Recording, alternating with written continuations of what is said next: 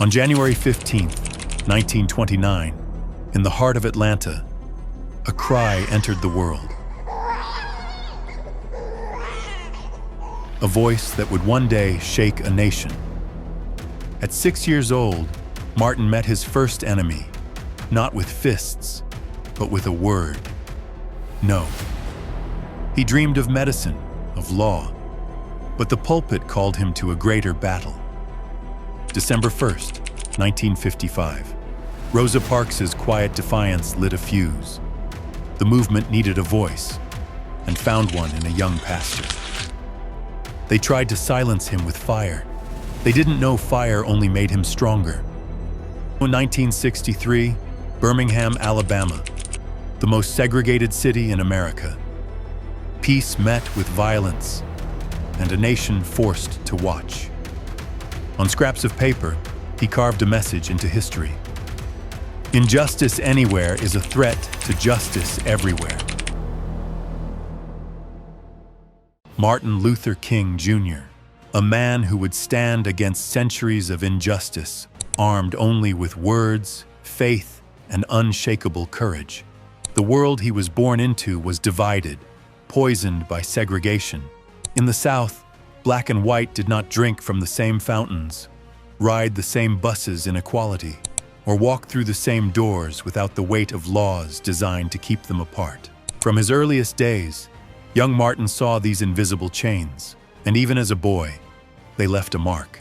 His father, Martin Luther King Sr., was a preacher, strong in voice, strong in faith. His mother, Alberta, was a gentle source of wisdom and grace. Together, they gave their son not just love, but a sense of dignity in a world eager to strip it away. The King family lived modestly, but the lessons Martin carried from home were priceless.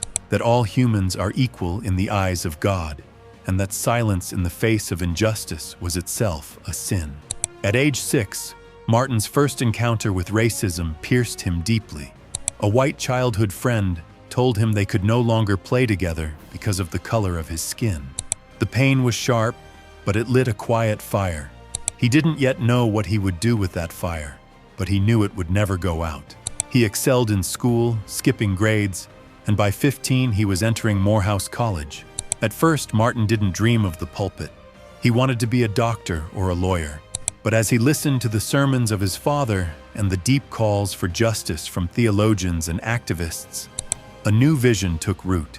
He began to see the church not just as a place of worship, but as a force for social change. From Morehouse, he went on to study theology at Crozer Theological Seminary in Pennsylvania, and later earned his doctorate from Boston University.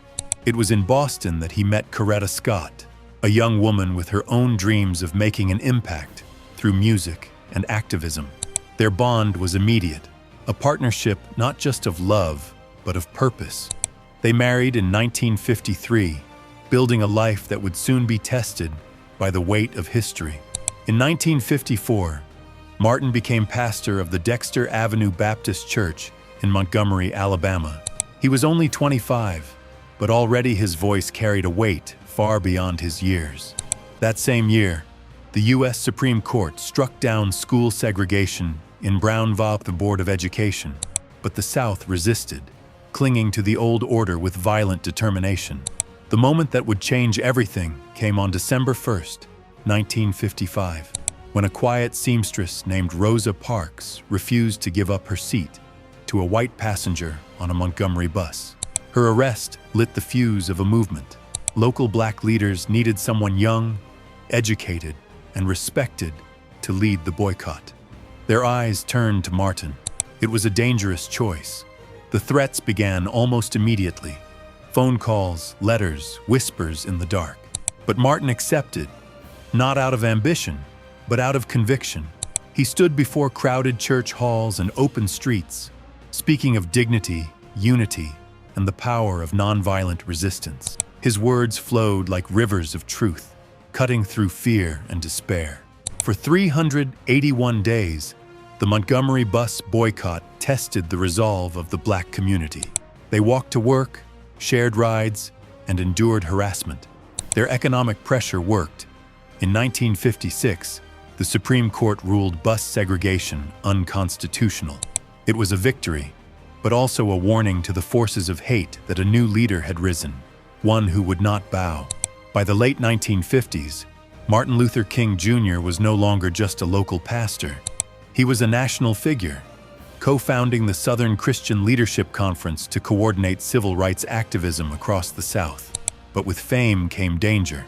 His home was bombed. He was arrested. Yet each time he emerged stronger, speaking not with bitterness, but with hope. And through it all, he held to one unwavering belief, that love, not violence, would be the weapon that freed his people. By the early 1960s, Martin Luther King Jr. had become the living embodiment of the civil rights movement.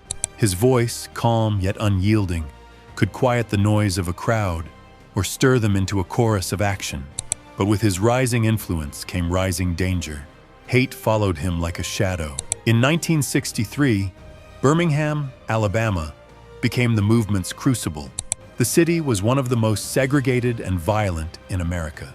Here, the lines between black and white were drawn not just in law, but in blood.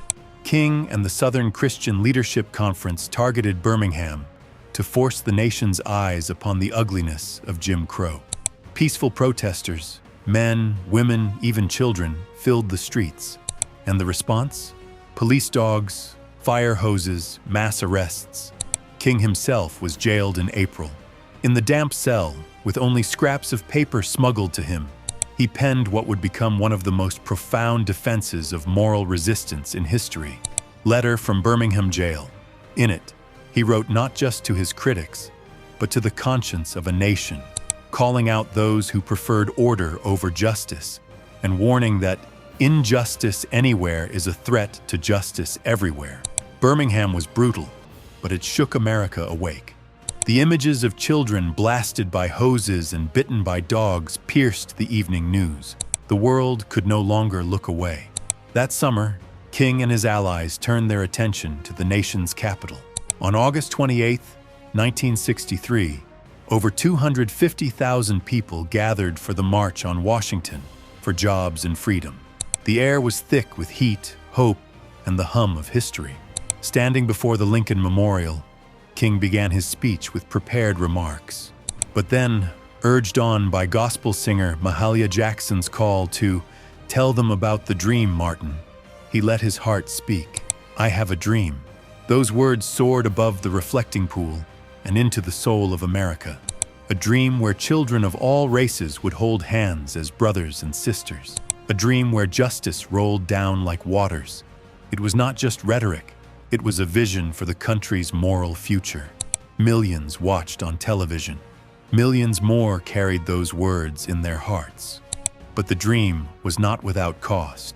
In 1965, the fight came to Selma, Alabama, where the struggle for voting rights reached a boiling point. Activists marching from Selma to Montgomery were beaten on the Edmund Pettus Bridge in what became known as Bloody Sunday. The images once again shocked the nation, pushing President Lyndon B. Johnson to sign the Voting Rights Act of 1965. It was one of the most significant victories of the movement and one of King's proudest moments. Yet as the years passed, King's mission expanded. He began speaking out not only against racism, but against poverty and the Vietnam War. Some allies grew uneasy. Critics called him divisive. But King refused to soften his message.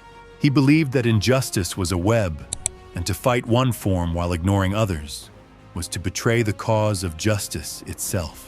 By 1968, the weight of the struggle showed on his face. The years of travel, threats, and grief had carved deep lines, but he pressed on. In April, he traveled to Memphis, Tennessee, to support striking sanitation workers fighting for dignity and fair pay. On the night of April 3rd, King delivered what would be his final speech. "I've been to the mountaintop." His voice carried a strange, almost prophetic tone. He spoke of seeing the promised land, of not fearing any man, of being ready for whatever came. The next evening, April 4th, as he stood on the balcony of the Lorraine Motel, a single shot rang out. Martin Luther King Jr. fell. The man who had faced mobs, bullets, and prison with unshakable faith who had fought for justice armed only with love, was gone at just 39 years old. The nation wept, the world mourned. In cities across America, grief turned to rage, sparking riots. Yet in the years to come, King's words continued to guide movements for freedom around the globe. His legacy, King left behind no fortune, no political office, no army. What he left was more powerful, a blueprint for justice built on nonviolence, courage, and hope. His dream still echoes in classrooms, in protests, in the quiet hearts of those who believe that love is stronger than hate. Martin Luther King Jr. did not live to see the full flowering of his dream, but he planted the seeds in the soil of America's conscience. And because of him, the march toward justice has never stopped.